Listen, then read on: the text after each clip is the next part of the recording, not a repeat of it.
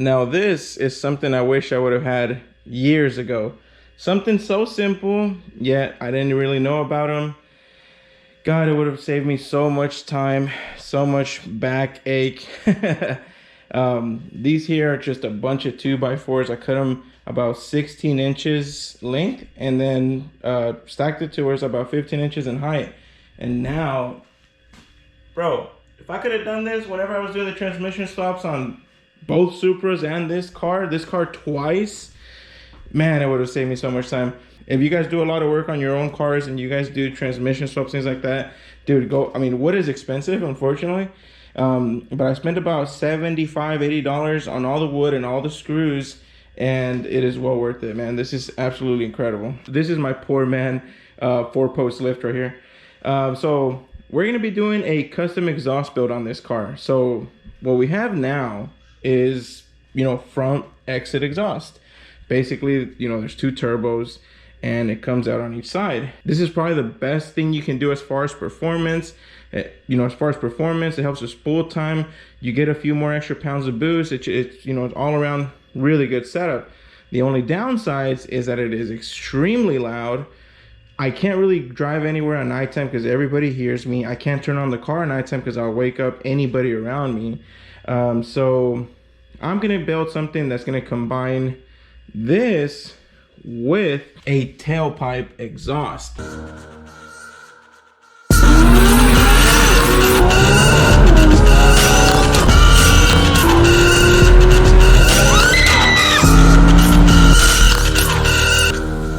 This is my old exhaust. This is what I used to run when I used to have the Eaton blower, when I used to have the Whipple, and then I ran this for a little bit when I had the twin turbo setup. It was actually really awesome because I did run this here. This is the old pipes from that kit. You know, it did have cutouts. However, it was just cut out on the, you know, just shooting down. It was actually right here around the middle of the car. And it made everything really, really hot under my feet. In my opinion, it wasn't really like the best setup. So this is what I'm gonna do now. Or at least this is my plan. I'm not sure how hard this is gonna be. I may run into something right away and it's gonna probably stop me from doing this, but I'm gonna give it a shot. My plans are to have those pipes running down from the turbos, and then I'm gonna run some pipes to the back.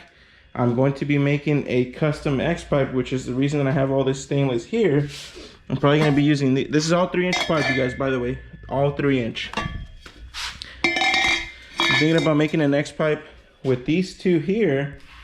Obviously it's going to be right behind the transmission, but I'm still going to incorporate this. So somewhere around the bend, when it starts to go to the back, I'm going to make a cutout, and it's going to have a bolt-in QTP 3-inch valve, so that way when it opens, the exhaust will then come out of here. The idea is to still have front exit when the thing is open, and then once it's closed, it's going to go all to the back. So this is hopefully going to give me the best of both worlds. I'll still keep the spool, I'll still keep the extra added pounds of boost, and it's going to sound really gnarly when I want it to. But then I'm gonna keep the whole, you know, drivability, you know, being able to drive at nighttime, being able to cruise, and not have the car sounding like it's, you know, about to launch its heart out. So time to get busy, you guys. All right, and making an X-pipe is actually quite simple. So the way I do it, watch out, boy. The way I make my X-pipes, I literally just measure the same distance from here to where about the curve starts to move, and I'll mark that spot and basically just cut a straight line across. So as you see here, I drew the line, but then I still left maybe about a 1/4 inch and just made it to where it goes like that. Very, very simple. So what I'm gonna do now, I need to tack this up so that way I can get under the car and just get an idea of how these pipes are gonna have to run. But first things first, I gotta clean up this mess here because I need space to weld. So on the count of 3, 1, 2. All right, and my fingers didn't snap, but we got some space here. Now, one of the things I did want to tell you guys, whenever you're cutting any sort of metal, whether it's stainless, mild steel, or aluminum, whenever you cut something, whether you're doing this or just cutting a you know, making a pipe shorter, make sure that you get yourself, which you already should have, get yourself a grinder, get yourself some sanding discs, and then get yourself a deburr tool. So basically what you'll do is you're gonna, obviously with the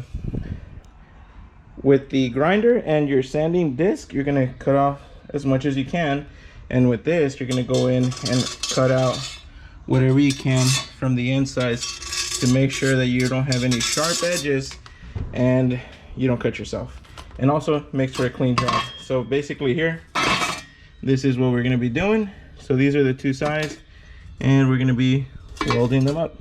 See, nice and clean all the way around. Am I the only one that finds this kind of stuff like good for the mind? I've been a little bit stressed and kind of in a funk recently, and doing this stuff makes me feel good, man. I feel really good. But so this is what I have made so far. This is gonna be the X-pipe.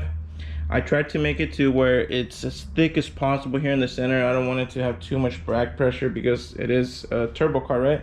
So turbo cars generally, you don't want that much back pressure, but that's where we have the side exit exhaust. Now, so this is the X-pipe. I will have to cut this down to make it short because I have very, very small room to work with before I get to the transmission. So I'll tell you guys, in case you guys ever want to do your own fabrication, these pipes here, these were actually the U-bends. So what you do is you cut them down the middle, flip them, and it turns into this design here,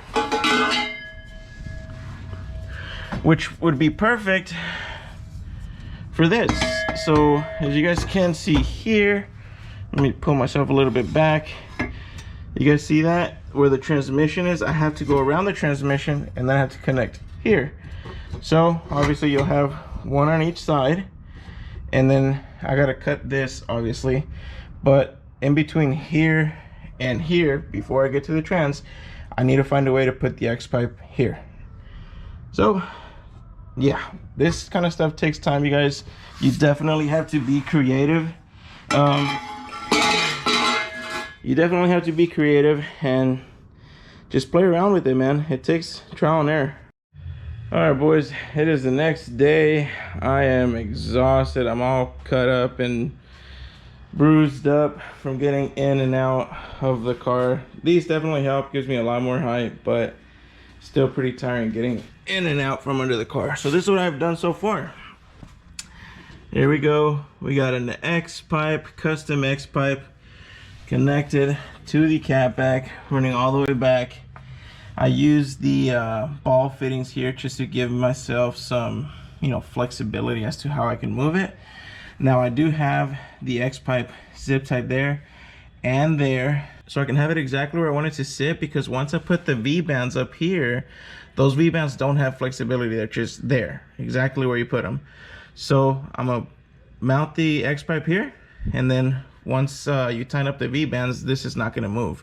So far it's been a lot more difficult than I wanted it to be. I ended up having to cut this. I have to take this off like 5 times already.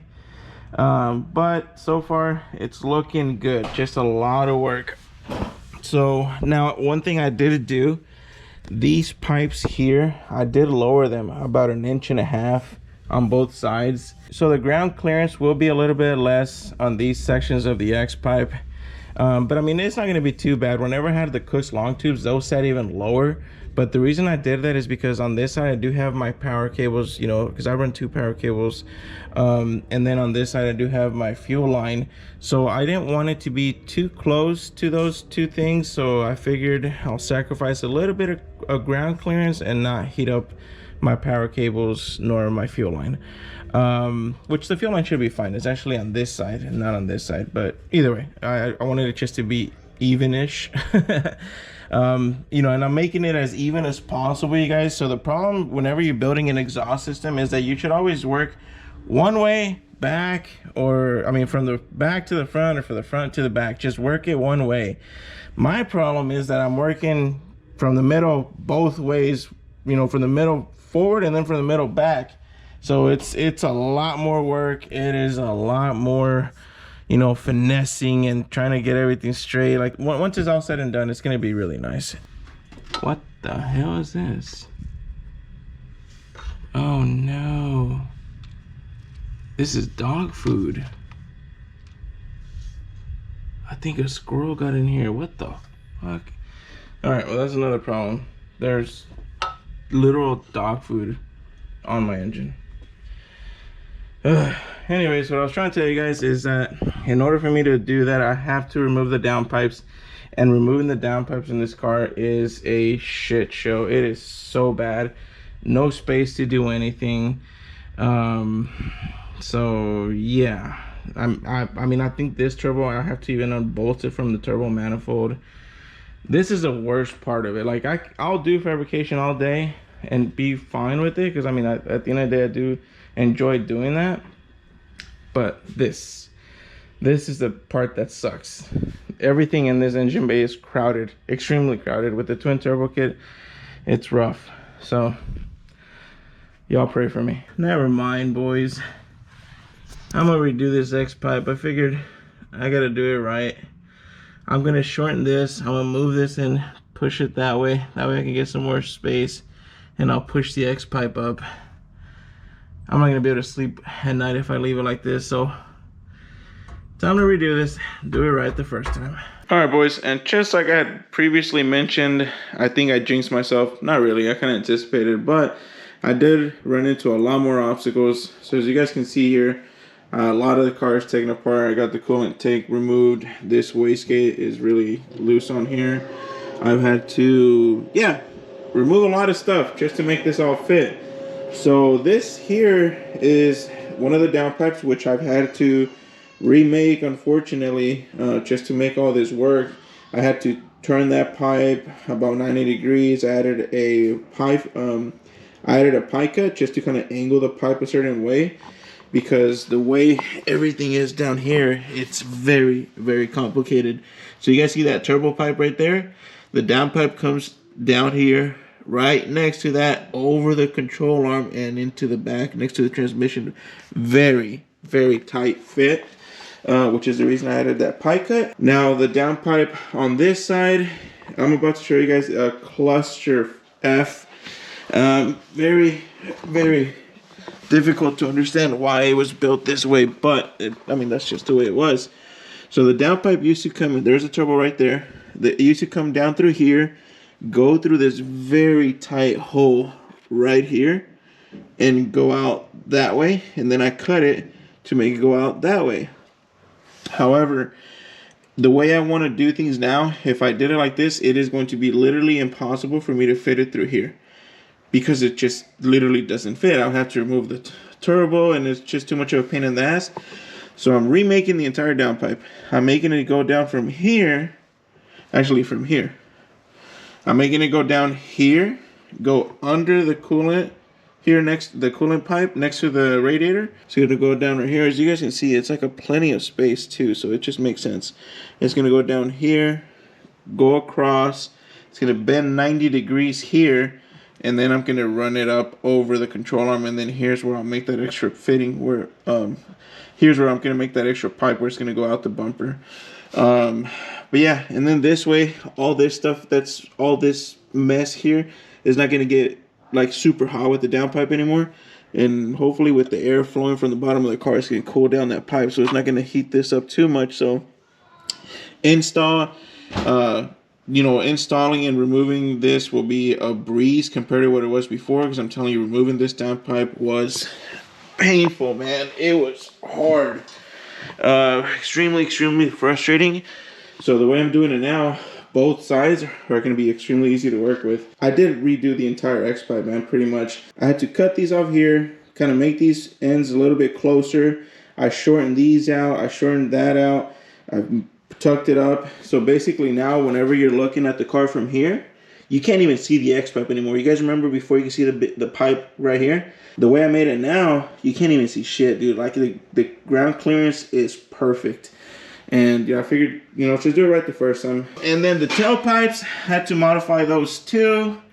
I had to cut about, man, it was actually a good chunk of metal. I had to cut all that off. It's probably maybe 12 inches of each side. I had to cut that off, welded the female ball fittings here. So this is pretty much all done and set up to where the X-pipe mounts perfectly. And then the X is right under the drive shaft safety loop. And then the 2 pipes go out to the side. So clearance is absolutely incredible. The only thing I gotta do now is finish up the down pipes. Actually, that one over there. So that way I can put them back in the car and then see how I'm gonna run those pipes out the side of the exhaust. And then make the connection from here to here on both sides. You guys take a look at this. This is how tight the piping is right here.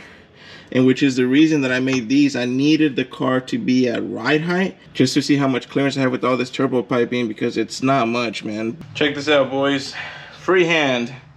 No fancy devices, nothing like that. Just good old grinder. Now I gotta make a hole and weld this up.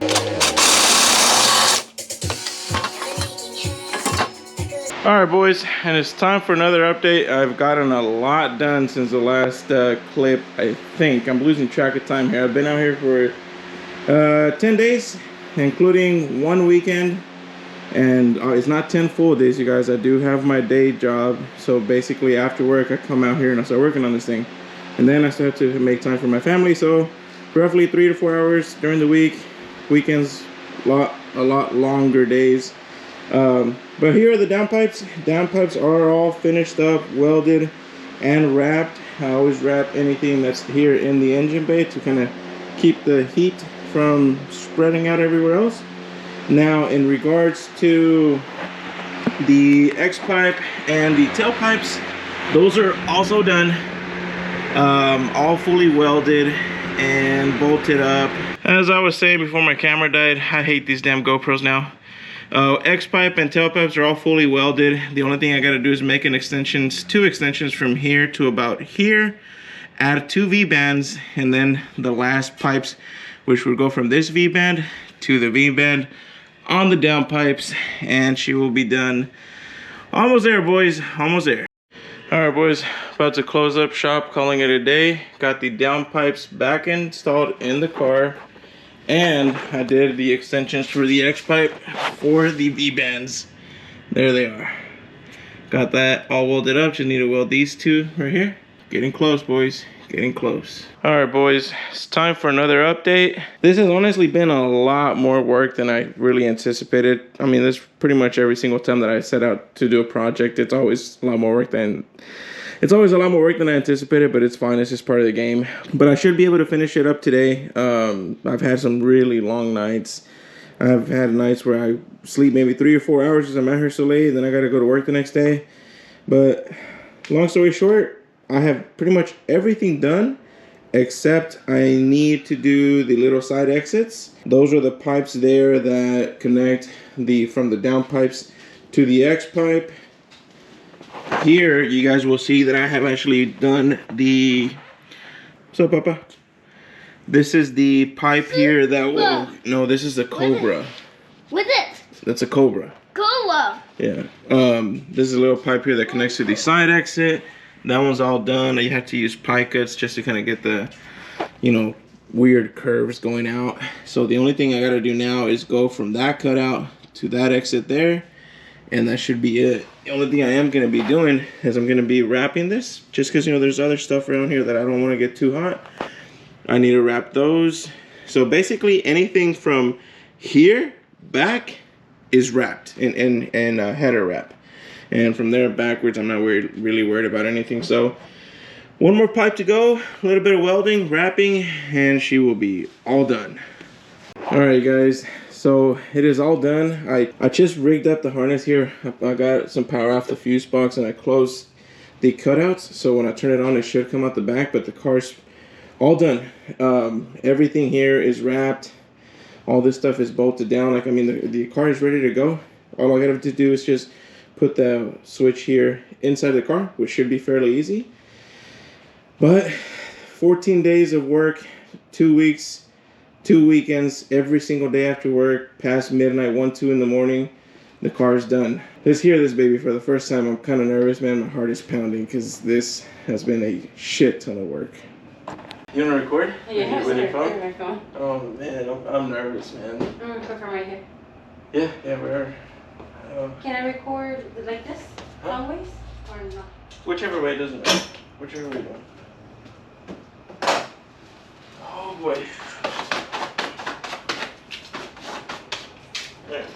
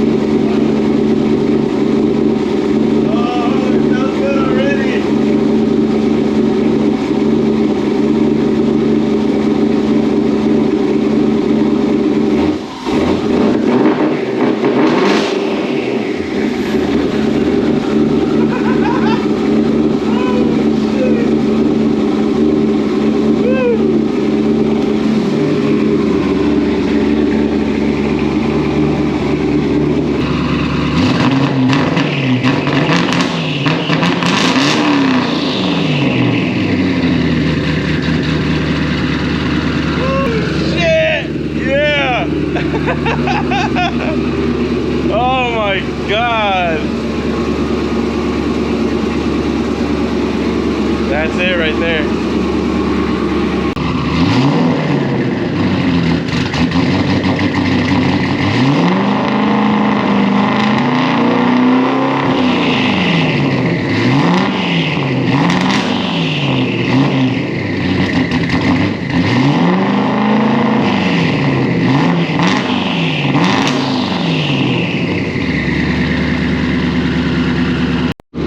Alright boys, so now we're gonna end the video showing you guys what it's gonna sound like with the cutouts open and then closed, or you know, the front bumper exit. This is obviously closed. It sounds nice and quiet. I can actually talk to you guys here with the car on, and you guys can actually hear me, which is something new. This car has been obnoxiously loud for years, so let's not waste any time here. Let me show you guys the difference.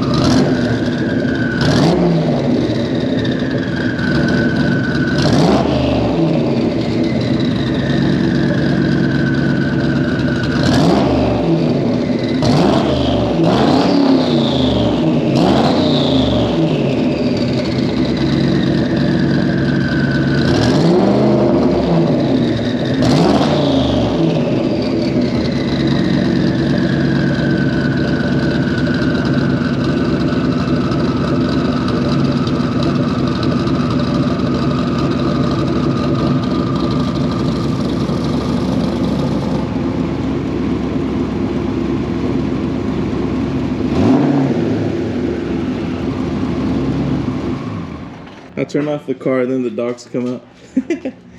But there you go, you guys. Hopefully it comes out on camera, the sound difference. You can actually see the cutouts from right here. Little silver things right there in the front. On this side, it's a little bit closer to the bumper just because of the space that I had. I'm sure you guys can see it.